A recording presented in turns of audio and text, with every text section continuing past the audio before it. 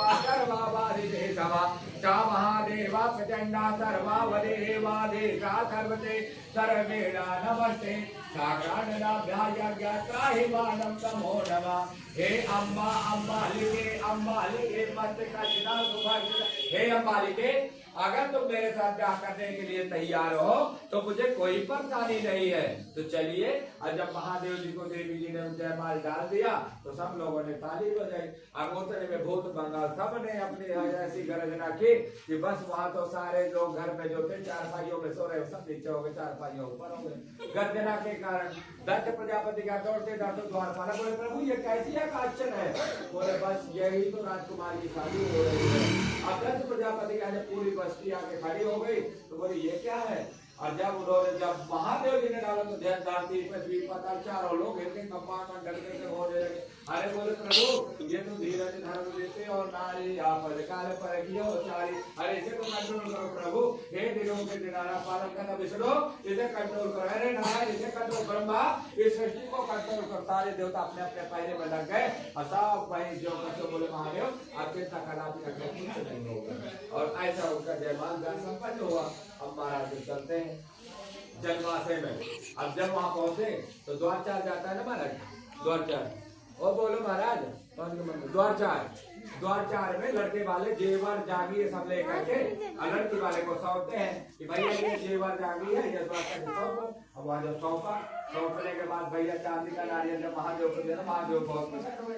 अरे बोलिए तो मेरे ना किसी काम की ना है, ये तो मेरे किसी काम की ना है, मुझे ये तो कुछ चाहिए नहीं। बोले मुझे तो चाहिए क्या प्रभु। बोले मुझे तो चाहिए, मुझे बहुत पहले मिल गए, ये तो मुझे कुछ चाहिए नहीं।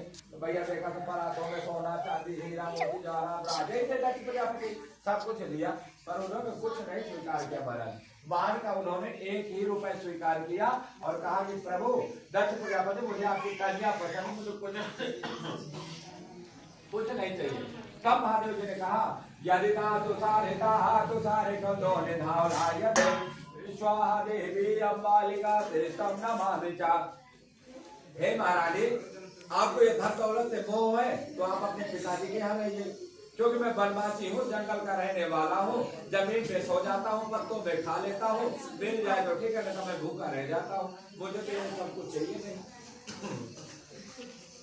देवी नहीं चाहिए तो प्रभु कहाँ निवास करेंगे। बोले जैसे मैं रहूंगा वैसे तुम रहोगे, अब जैसे मैं सोऊंगा वैसे तुम सोओगे, जैसे मैं खाऊंगा वैसे तुम खाओगे। अगर आप यही इच्छा करना।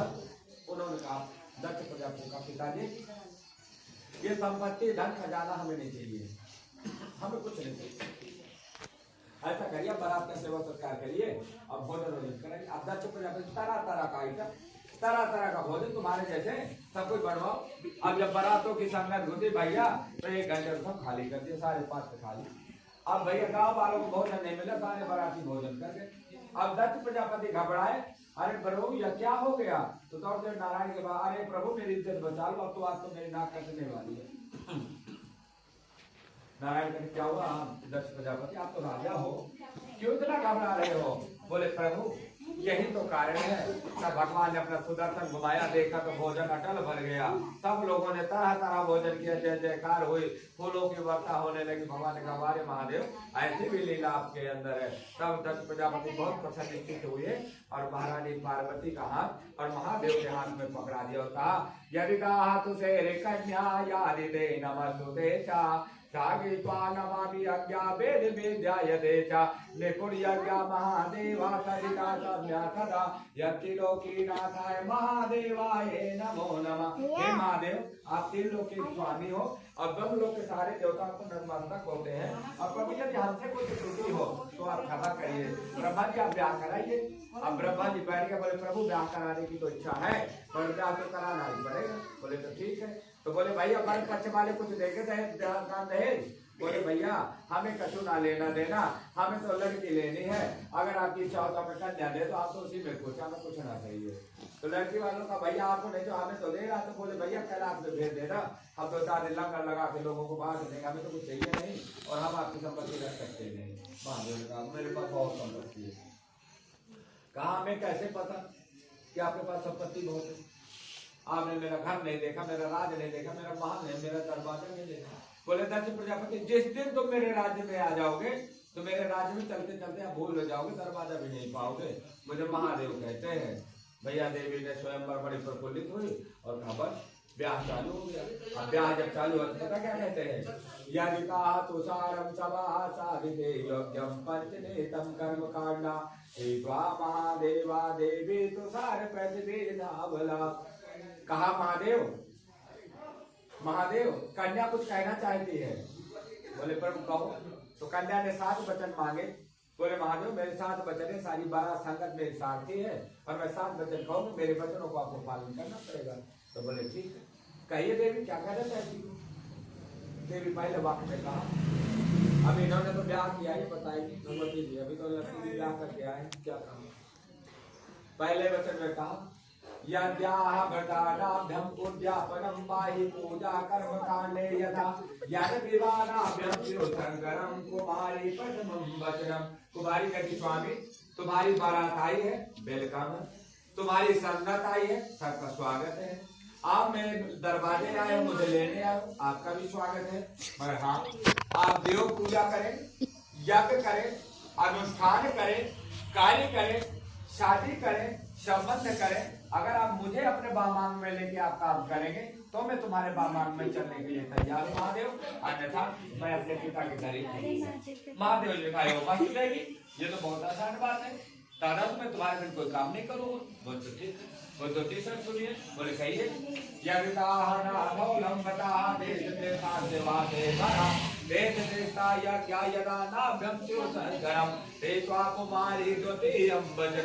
महादेव देखो, अगर आप राजपाट में रहते हो, राजा बन के रहते हो, तो मैं आपके साथ 16 श्रृंगार करूंगी, आपके साथ हंसी मजाक करूंगी, आदि आपके सारी क्रीड़ा उत्पादन करूंगी। और अगर आप देश छोड़ के विदेश चले जाते हो या देवलोक के भ्रमण में चले जाते हो, तो मैं शांतिपूर्वक आपके परिवार की भरण सेवा करूंगी। तो मैं तुम्हारे बामांगे में हूँ। महादेव ने कहा ये तो बहुत अच्छी बात आपने कही। तीसरी बात कही महादेवी ने, बोले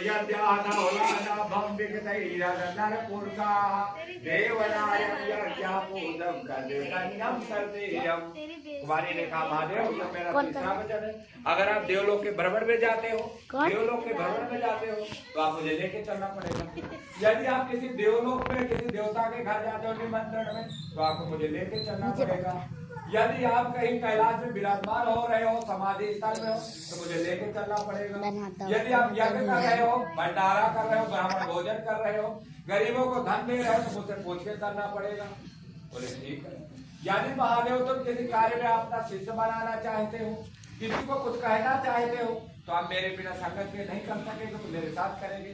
तो अगर मेरे साथ आपको स्वीकार है तो कहिए हो बस। तो कहा महादेव जी का देवी हो बस, मुझे स्वीकार। कुमारी ने चौथी बात कही, क्या कहा। बोले प्रभु प्रभु मैं कहूँ एक बात। बोले कहो। बोले मैंने सुना मृत्युलोक में सारे तुम्हारे भगत हैं, सब तुम्हें जानते हैं, सब तुम्हें जानते हैं मृत्युलोक में। मैं एक बार मैं मृत्युलोक भ्रमण करना चाहती हूँ। बोल चलो। तो रास्ते से जा रहे महादेव देवी पार्वती, देखा तो एक बीड़ी बेचना, बिट्टू जैसे बीड़ी बेच रहा, भैया शंकर बीड़ी ले लो, शंकर बीड़ी ले लो। पार्वती ने कहा महाराज देखो ये तुम्हारा भक्ति पक्का है, ये तुम्हें जरूर जानता है। अरे बोले भैया रुको तो सही। रुकने के बाद बोले शंकर को जान। बोले कौन सा शंकर, जो पंचर बनाता है। बोले कौन सा शंकर, वो जो चौक में रहता है। बोले कौन सा जो पड़ोस। अरे बोले नहीं आप शंकर को नहीं जानते। बोले कैलाश में। अरे बोले कैलाश को कौन देखा है। देखा पार्वती, मुझे कोई नहीं जानता। आगे चलते हैं तो उसमें लिखा था शंकर पंचर। बोले ये तुम्हारा पक्का भगत होगा। बोले ये तुम्हारा पक्का भगत। बोले आवाज दो। आप नहीं माने, महादेव आवाज दिया। अब बाहर निकले, जब बाहर निकले तो भैया देखा तो कहा तुम कौन। बोले महादेव। बोले कौन सा महादेव, जो मेरे पड़ोस में रहते हैं। बोले नहीं। तो बोले जो मेरे ब्याह का नाम महादेव। तो बोले हो कौन भैया। बोले देखो मेरे नाम मत बताओ, मुझे आप कोई नहीं जानता। आगे चले देखे तो भैया शंकर गुटखा खाने वाले लोग गुटखा खा के नाली में फेंक देते हैं और वो डालते। बोले देखा देवी तेरे नाम में ये होता है, इसलिए अब तुम चलो। बोले पुष्पा को बैठा वापस मंडल में आए। अब मंडल में आए तो बोले भ्रमण हो गया प्रभु।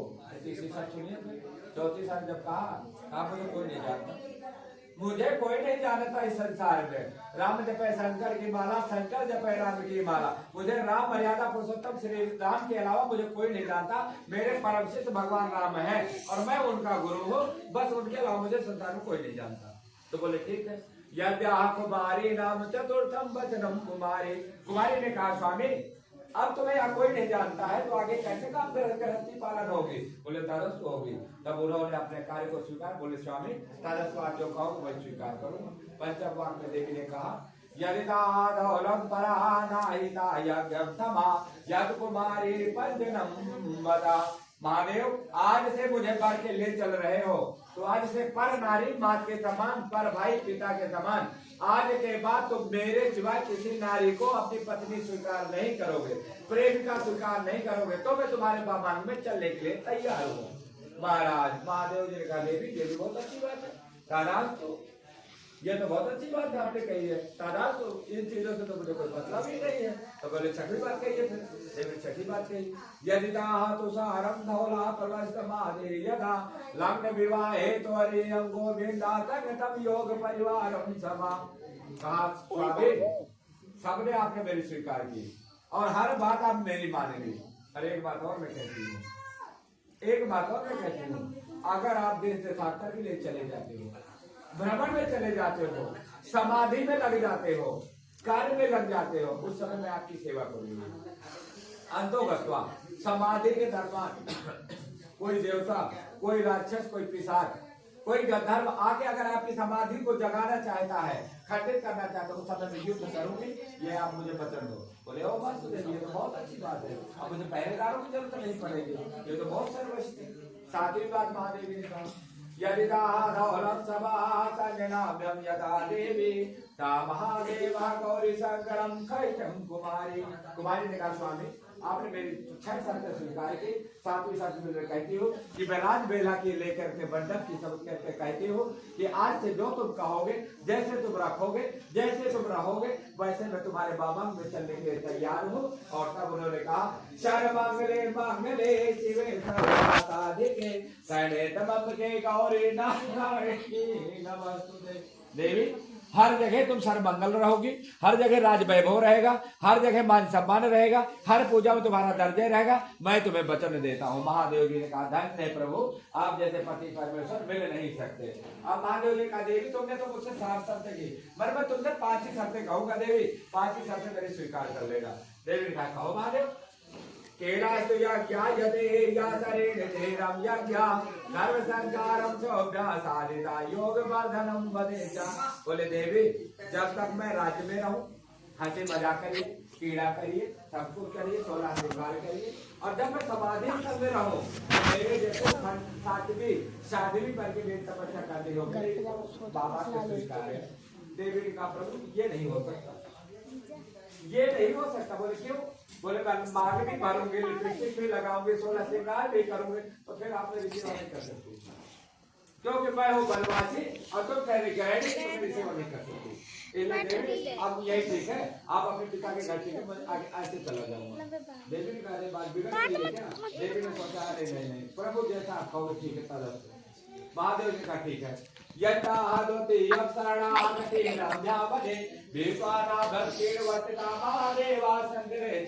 देवी मैं 3 लोगों का स्वामी हूँ और 33 कोटि देवी देवता मेरे पास आके नतमस्तक होते हैं। अगर कोई देवता आ जाए तो तुम्हें पता देवलोक में एक देवता बहुत खतरनाक है चंद्रमा, और दूसरा देवता बहुत खतरनाक है महाराज जो इंद्र। अगर इंद्र तुम्हें छलने आ जाए कभी उसके पीड़ा में मत फंस जाना, नहीं तो मेरा घर बिगड़ जाएगा। बस ये बात ध्यान रखना, बाकी सब ठीक है। देवी का बस उसे तो मैं डेयरी भी नहीं चढ़ने दूंगी, घर भी नहीं घुसने दूंगी, तो ठीक है। छठी बात में कहा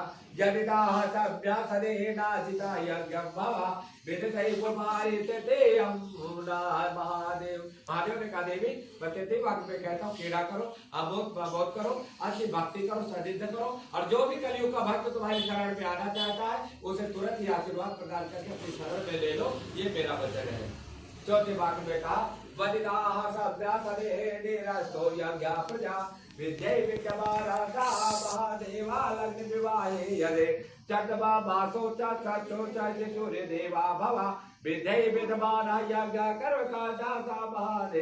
देवी 4 ग्रह और 9 ग्रह सारे देव भूमंडल सब तुम्हारी परिक्रमा करेंगे और तुम आज से सर्वमयी देवी कही जाओगे और आज से तुम्हें आदि शक्ति के नाम से जानेंगे और जितने भी अवतार होंगे देवी सब तुम्हारे शरीर से होंगे।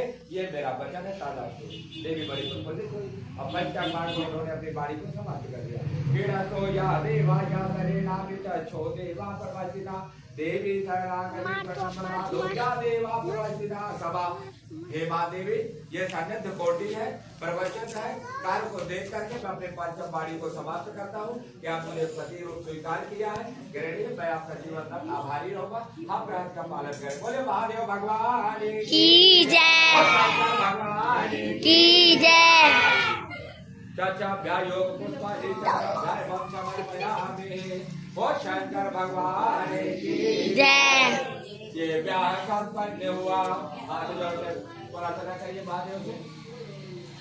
ओम नमामि निर्वाणे रूपम विभम व्यापकम वेदेश्वर रूपम निगम निगुलम निगल्पम वेदेहम निराकारमाकाशवासम भजेहम निराकार मोकाल मूलम त्वरेयम गिराज्ञान गितेशगेशम गिरीशम कालम महाकाल कालम कृपालम गुणाकार संसार पारम ततोहम तुषारि संकाल गौरम गंभीरम मनोबोध कोटि प्रभासी शरीरम एकोरकाल लोचा गंगा लसुत बाले दुखंडे भुजंगा चलत कुंडलम भुजोनेदम विशालम प्रसन्नम नीलकंठम दयालम भगाधीशम चंपाम्बरम मुंडमाला शरणार्थम भजामि प्रचंडम प्रकटम परेतम अखंडम अजम मानकोटिम प्रकाशम दया सोलक छोड़ पंडम भावपत्यम भावगम्यम कलाधिकारी सदस्य दाता पुरारी चिताला पारी प्रसिद्धे प्रसिद्धे पौम बधारी दयावत उपादान पदारी विद्ये भजाति लोके वा नारायण कांत सुखम साफाना सब प्रसिद्धे प्रसिद्धे धाता दिवासम दाजनाम्यो नतो जपु जप नतो व्याहार हर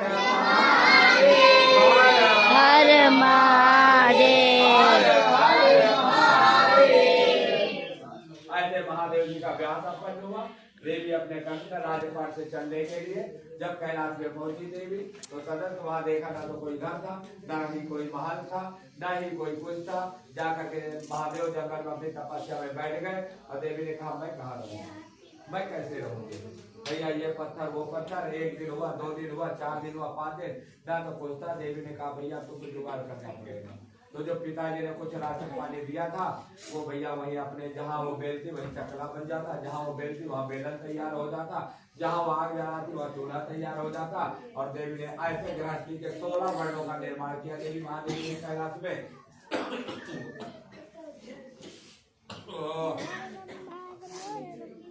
द्वार हमें गृहस्थी में कहते ना एक चूल्हा में पूरा परिवार पड़ जाता है।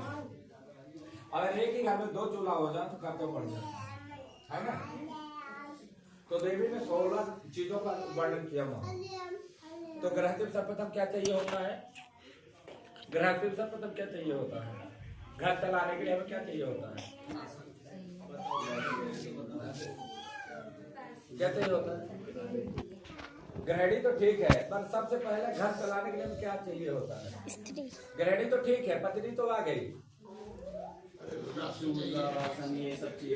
भी नॉर्मल आ जाएगा। पर क्या चाहिए होता है? सर्वप्रथम हमें एक घर भी बना लोगे आप, चिमटा तवा बेलन, ये 3 चीजें हमें बहुत गृहस्थी के लिए जरूरत है। बाकी सब कुछ तुम ले लोगे। अगर ये चीज नहीं होगी तो गृहस्थी नहीं। चौथी चीज नमक, 5वीं चीज झाड़ू। इसलिए दिवाली आती है, कोई कार्य आता है तो झाड़ू लाओ खरीद के, नमक लाओ। गृह प्रवेश होता है, चलते रहने दो, बोले नमक लाओ, बोले एक घड़ा भर के रख दो, एक नमक की थैली रख दो, झाड़ू। इसलिए गृहस्थी के 5 चीज बहुत अमूल्य है, जिससे मनुष्य का जीवन जन्म से उठता है और शिखर तक पहुंच जाता है, और शिखर से आता है तो राग महलों तक वो संसार तक पहुंच जाता है। ये 5 चीजें जब भी नहीं हटती है तो इन्हें मनुष्य की गृहस्थी की 5 चीजें बहुत परफेक्ट है। और यही कहते गृहिणी ब्याह में अगर ये चीजें समझ गई तो गृहिणी का घर कभी नहीं बिगड़ेगा। और ये चीज अगर नहीं पकड़वाई तो घर पक्का हलचल बचेगी ही बचेगी। आप पैसा भी कमा लोगे, मेहनत भी कर लोगे, राशन भी ले आओगे, कर्जा भी कर लोगे, सब कुछ कर लोगे। अगर तुम्हारे घर तवा नहीं है तो पड़ोसी तुम्हें तवा नहीं देगा, चिमटा नहीं हो तो चिमटा नहीं देगा, तो बाकी हर चीज दे देगा, वो हर चीज से मदद करेगा, पर ये नहीं देगा। क्योंकि अगर नमक कहीं से लोगे तो दरिद्रता आएगी, अगर किसी का तवा ले लोगे तो सोचो कि तुम कंगाल हो जाओ तुम्हारी लक्ष्मी चली जाएगी। अगर तुम किसी का चिपटा ले लोगे तो तुमको सन्यासी बनना पड़ेगा। अगर किसी के चूल्हे की आग अपने घर ले आए तो तुम बर्बाद हो जाओगे, आबाद रह जाओगे। इसलिए ये कुछ चीजें ऐसी जो हम मान के नहीं ले सकते। नमक नहीं ले सकते, मिर्ची नहीं ले सकते। इसलिए लड़की की शादी होती है, बाप सब कुछ देता है, मिर्ची कभी दान में नहीं देता, कभी नहीं देता। कि जा बेटी तो दूध हो राम दूध हो फल, खूब आनंद से रहे। इसलिए कड़ी चीज कभी नहीं देते, आचार कभी नहीं देते। इसलिए कि हमारी बेटी की जोड़ कभी खड़बड़ी न पैदा हो। बोल शंकर भगवान की जय, आनंद कंद भगवान की जय, महादेव भगवान की जय, कैलाशी भगवान की जय। लाओ आरती जलाओ भैया। हाँ जलाओ। लो मंत्र बोलो।